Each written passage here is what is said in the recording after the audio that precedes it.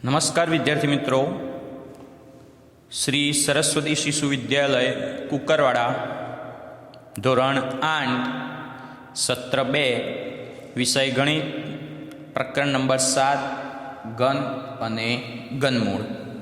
તો એની પ્રસ્તાવનાની અંદર વિદ્યાર્થી મિત્રો જોઈએ તો કે પ્રસ્તાવનાની અંદર વિદ્યાર્થી મિત્રો આપણા ભારતના મહાન અને મેઘાવી ગણિતશાસ્ત્રી એસ રામાનુજન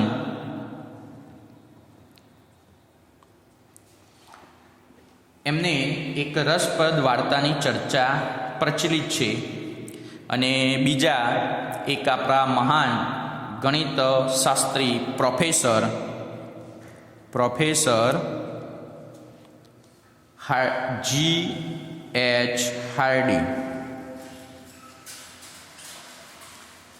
અને G.H. હાર્ડી અને એસ રામાનુજને એક વાહન ટેક્સી ઉપર 1729 નંબર અંક લખેલો જોયો. તો બંને ગણિતશાસ્ત્રી ચર્ચા કરતા હતા અને એ વાતમાં પ્રોફેસર હાર્ડીએ આ 1729 નંબરને ડલ અંક તરીકે રજૂ કર્યો. તો રામાનુજને એના પ્રત્યુત્તરમાં કહ્યું કે ખરેખર આ 1729 નંબર એ રસપ્રદ અંક છે કે જેને આપણે બે જુદી જુદી સંખ્યાના ઘનના સરવાળા તરીકે એને રજૂ કરી શકીએ છીએ. તો 1729 ને બે જુદી જુદી સંખ્યાના ઘનના સરવાળા સ્વરૂપે રજૂ કરી શકાય છે.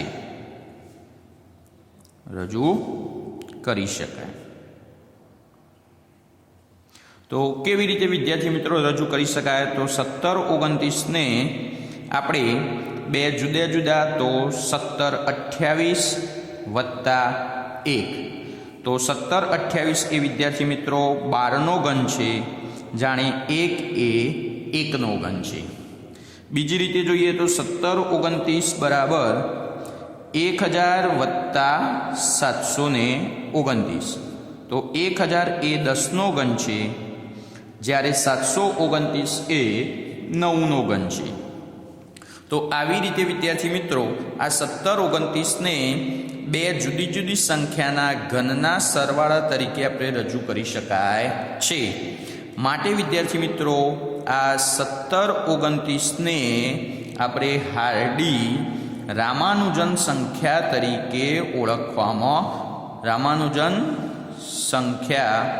તરીકે ઓળખાય છે.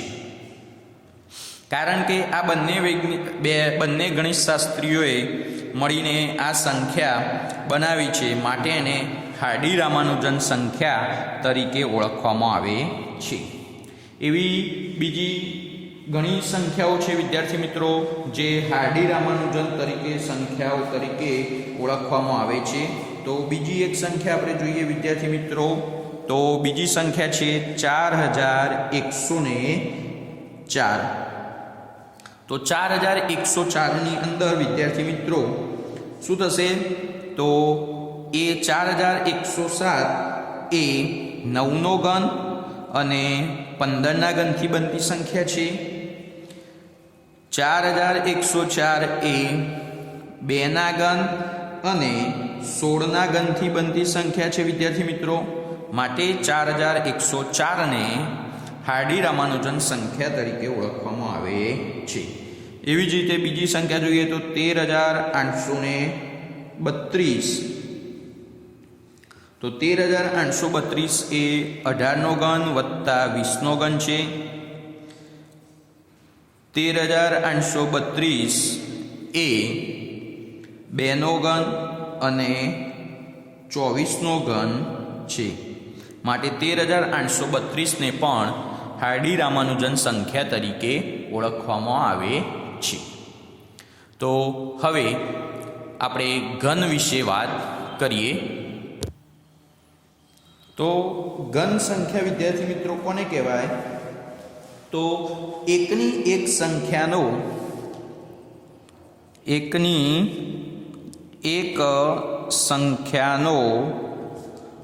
3 વખત ગુણાકાર કરવાથી મળતી સંખ્યાને પૂર્ણ ઘન સંખ્યા કહેવાય. ફરીથી વિદ્યાર્થી મિત્રો જોઈએ તો એકની એક સંખ્યાનો 3 વખત ગુણાકાર કરવાથી મળતી સંખ્યાને પૂર્ણ ઘન સંખ્યા કહે છે. દાખલા તરીકે જોઈએ તો વિદ્યાર્થી મિત્રો 1 ગુણ્યા 1 ગુણ્યા 1 બરાબર 1/3 બરાબર 1. તો આ 1 એ આપણી પૂર્ણ ઘન સંખ્યા છે.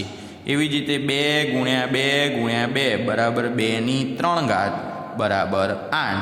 તો 8 એ આપણી પૂર્ણ ઘન સંખ્યા થઈ. 3 ગુણ્યા 3 ગુણ્યા 3 બરાબર 3/3 બરાબર 27. તો માટે વિદ્યાર્થી મિત્રો 1, 8, 27 એ બધી સંખ્યાઓ પૂર્ણ ઘન સંખ્યાઓ છે એમ કહી શકાય. આવી પૂર્ણ ઘન સંખ્યાઓ વિદ્યાર્થી મિત્રો અસંખ્ય છે. પૂર્ણ ઘન સંખ્યાઓ અસંખ્ય છે. વિદ્યાર્થી મિત્રો હવે આપણે સંખ્યાઓના ઘન અહીંયા લખેલા છે કે 1નો ઘન એ 2નો ઘન 8, 3નો ઘન 27, 4નો ઘન 64, 5નો ઘન 125, 6નો ઘન 216, 7નો 343, 8નો 512, 9નો 729, 10નો 1000, 11નો ઘન 1331, 12નો ઘન 1728, 13નો ઘન 2197, 14નો ઘન 2744, 15નો ઘન 3375, 16નો ઘન 4096, 17નો ઘન 4913, 18નો ઘન 5832, 19નો ઘન 6859 અને 20નો ઘન 8000. તો વિદ્યાર્થી મિત્રો આ 1 થી 20 સુધીના ઘન આપણે તૈયાર કરવાના છે અને તમારી નોટબુકની અંદર આ 1 થી 20ના ઘન એ 3 વખત લખી અને તૈયાર કરવા, જેથી કરીને આપણને આગળ ખૂબ જ ઉપયોગી થશે. તો વિદ્યાર્થી મિત્રો હવે આપણે જોઈએ તો આની અંદર કે એકી સંખ્યાના કોઈ પણ એકી સંખ્યાનો ઘન એ એકી જ સંખ્યા મળે છે. તો અહીંયા જોઈએ વિદ્યાર્થી મિત્રો 1નો ઘન કરીશું તો આપણને 1 મળે છે. 3નો ઘન કરીશું તો 27, તો એ આપણને શું મળે છે વિદ્યાર્થી મિત્રો? એ એકી મળે છે. 5નો કરીશું તો 125, એ પણ એકી છે. 7નો 343, એવી જ રીતે 17નો 49 13. બીજું વિદ્યાર્થી મિત્રો કે કોઈ પણ બેકી સંખ્યાનો ઘન એ બેકી સંખ્યા જ મળે છે. સંખ્યાનો ઘન એ બેકી સંખ્યા મળે છે. તો વિદ્યાર્થી મિત્રો ખાલી જગ્યામાં પૂછાય કે 15નો ઘન એ એકી છે કે બેકી, તો આપણે કહી શકીએ કે 15 એ સંખ્યા એકી છે, માટે એનો ઘન પણ એકી જ થશે. અને કોઈ સંખ્યા એમ પૂછે કે 20નો ઘન શું થાય વિદ્યાર્થી? 20નો ઘન એકી છે કે બેકી? તો આપણને ખ્યાલ છે વિદ્યાર્થી મિત્રો કે 20 એ બેકી સંખ્યા છે, તો માટે એનો ઘન પણ બેકી સંખ્યા જ થાય છે. બીજું વિદ્યાર્થી મિત્રો કે પૂર્ણ ઘન જે સંખ્યા ખરી એ જો ઋણ સંખ્યા હોય તો એનું ઘનમૂળ એ ઋણ સંખ્યા જ વિદ્યાર્થી મિત્રો આપણને મળે છે. તો ઘનમૂળ વિશે આપણે જોઈએ. ઘનમૂળ જોતા પહેલાં વિદ્યાર્થી મિત્રો એક આપણે જોઈ લઈએ કે સંખ્યાનો એકમનો અંક જો 1 હોય તો એનો ઘન કરવાથી વિદ્યાર્થી મિત્રો આપણને એકમનો અંક 1 જ મળે છે. એવી જ રીતે વિદ્યાર્થી મિત્રો સંખ્યાનો એકમનો અંક 2 હોય તો એનો ઘન કરવાથી આપણને એકમનો અંક શું મળે છે? 8 મળે છે. તો અહીંયા વિદ્યાર્થી મિત્રો લખીએ કે સંખ્યાનો એકમનો અંક અને ઘન એટલે કે પૂર્ણ ઘન સંખ્યાનો એકમનો અંક. તો વિદ્યાર્થી મિત્રો સંખ્યાનો એકમનો અંક જો 1 હોય તો ઘન કરતાં આપણને 1 મળે છે. એવી જ રીતે સંખ્યાનો એકમનો અંક 2 હોય તો આપણને ઘન કરતાં 8 મળે છે. 3 હોય તો વિદ્યાર્થી મિત્રો આપણને 7 મળે છે. 4 હોય તો વિદ્યાર્થી મિત્રો આપણને 4 જ મળે છે. એવી જ રીતે વિદ્યાર્થી મિત્રો 5 હોય તો એકમનો અંક આપણે ઘન કરીએ તો આપણને 5 જ મળે છે. 6 હોય તો 6 મળે છે. 7 હોય તો આપણને 3 મળે છે. 8 હોય તો આપણને એકમનો અંક 2 મળે છે. 9 હોય તો અહીંયા 9 મળે છે અને 0 હોય તો વિદ્યાર્થી મિત્રો અહીંયા આપણને 0 મળે છે. એટલે વિદ્યાર્થી મિત્રો આના ઉપરથી આપણે એ લખી શકીએ, આના ઉપરથી આપણે એવું કહી શકાય કે વિદ્યાર્થી મિત્રો કે 1 હોય તો 1 મળે એના એ જ સંખ્યા, 4 હોય તો 4, 5 હોય તો 5, 6 હોય તો એકમનો અંક 6 મળે, 9 હોય તો 9 અને 0 હોય તો 0. ફક્ત વિદ્યાર્થી મિત્રો આપણે 2 અને 3ની અંદર જ આપણે યાદ રાખવાનું છે. જો સંખ્યાનો એકમનો અંક 2 હોય તો પૂર્ણઘન સંખ્યાનો એકમનો અંક 8 થશે. અને જો પૂર્ણઘન સંખ્યાનો એકમનો અંક 8 હશે વિદ્યાર્થી મિત્રો તો સંખ્યાનો અંક 8 હશે તો પૂર્ણઘન સંખ્યાનો એકમનો અંક 2 હશે. એવી જ રીતે 3 હોય તો 7 હશે અને 7 હોય તો વિદ્યાર્થી મિત્રો 3 હશે. તો આપણે ફક્ત આ 2 જ સંખ્યાઓ યાદ રાખવાની છે. તો આપણને ખાલી જગ્યામાં પણ કોઈ પૂછે વિદ્યાર્થી મિત્રો કે દાખલા તરીકે કે 178નો ઘન કરવાથી એનો એકમનો અંક ખાલી જગ્યા મળે છે. એકમનો અંક ખાલી જગ્યા મળે છે. તો અહીંયા વિદ્યાર્થી મિત્રો 8 છે તો એના ઘન કરવાથી એનો એકમનો અંક આપણને કેટલા મળશે વિદ્યાર્થી મિત્રો? 2 મળે છે.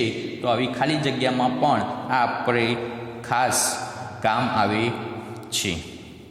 હવે પૂર્ણ ઘન સંખ્યા જોઈએ, એનું ઘનમૂળ જોઈએ. તો ઘનમૂળની અંદર વિદ્યાર્થી મિત્રો કે આપેલી સંખ્યા જે સંખ્યાનો ઘન છે તે સંખ્યાને આપેલી સંખ્યાનું ઘનમૂળ તરીકે ઓળખવામાં આવે છે. ઘનમૂળ દર્શાવવા માટે વિદ્યાર્થી મિત્રો જેમ આપણે વર્ગમૂળનો સંકેત કરતા હતા પણ અહીંયા 3 લખીશું તો આપણે એ ઘનમૂળનો સંકેત થઈ જશે. તો એ રીતે આપણે સંકેતમાં લખી શકાય. તો દાખલા તરીકે ઘનમૂળની અંદર 8 બરાબર એનું ઘનમૂળ કેટલું મળશે? 2. ઘનમૂળમાં 27 બરાબર એનું ઘનમૂળ કેટલું મળશે વિદ્યાર્થી મિત્રો? 3 મળે છે.